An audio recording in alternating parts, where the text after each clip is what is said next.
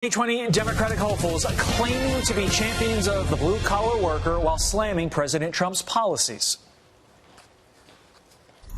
We have the money.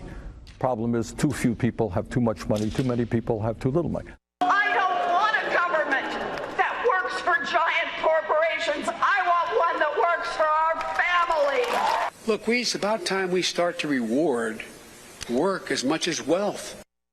But on this Labor Day, which party is looking out for the middle class? Here to debate it, New York City GOP Councilman Joe Borelli and Democratic strategist Kevin Chavous. Gentlemen, thanks for being here. Before we debate it, let's take a look at some facts, shall we?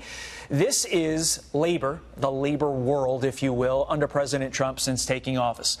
Total of 5.7 million jobs added, about 500,000 of those in manufacturing, more than 500,000, 651,000 in construction, unemployment 50-year low, 2.9% wage increase since June of 2018, and they established the National Council for the American Worker. So, Kevin, with that, it would seem that these corporations and wealthy, of which these Democratic candidates speak ill of, are actually creating jobs and therefore helping the American worker on this Labor Day. What say you in response? Jobs have increased and unemployment has fallen. We have to give President Trump credit for that.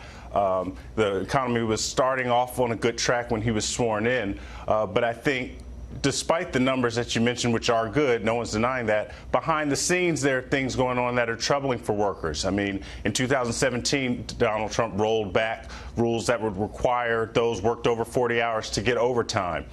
He made it so that employers don't need to report health violations or safety violations, rather, on the job to OSHA. We know that he's gone after federal unions for government workers in the wake of the Janus decision handed down by the Supreme Court. So there are some troubling things he's doing behind the scene to show he's more about the employers rather than the employers rather than employees. But we can't deny the numbers. But will people see through that and see what's going on with his administration? That's the question. Joe, your response. Well, I don't think people are going to see through this. I think all of the 2020 hopefuls are hoping that this Labor Day, the ghost of Labor Day past doesn't come and visit American workers and show them the alternate reality that would have existed under the economy under President Hillary Clinton.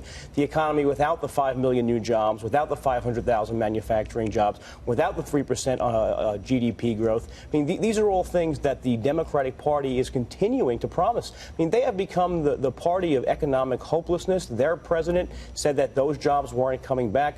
Their strategy now seems to be offering a whole bunch of free stuff to the party of you got a car and you got a car. And frankly, they probably would have been better off just letting Oprah run. Kevin, in the time we have remaining, Joe looked back. I want to look forward for a second to what the proposals are from these 2020 Democratic candidates for helping American workers. Joe Biden wants to ban offshore oil and gas drilling. Elizabeth Warren wants to ban fracking. Sanders, of course, Bernie has that $16 trillion Green New Deal. Are these good strategies to help labor on Labor Day? Well, I think those are some of the ones, especially the $16 trillion Green New Deal. We could probably throw that out. That's not going to happen. Banning fracking, I think if you're an environmentalist, that's something you're into. But as far as labor, I would say, what about the fight for 15? That's something that Democratic candidates have been championing, giving the average worker who's making federal minimum wage, an increase. That's something that hasn't happened since the 70s. So we are still keeping the average worker in mind, and those are things we need the president to support. Why not support the fight for 15, a living wage? It's happened in a lot of states. I think those are the types of things that will get people to look at Democrats more closely. Joe, it's a busy news day. We don't have time for your answer. Please tweet it. We'll read it there. Guys, thank you so much for being here on what is a very busy news day.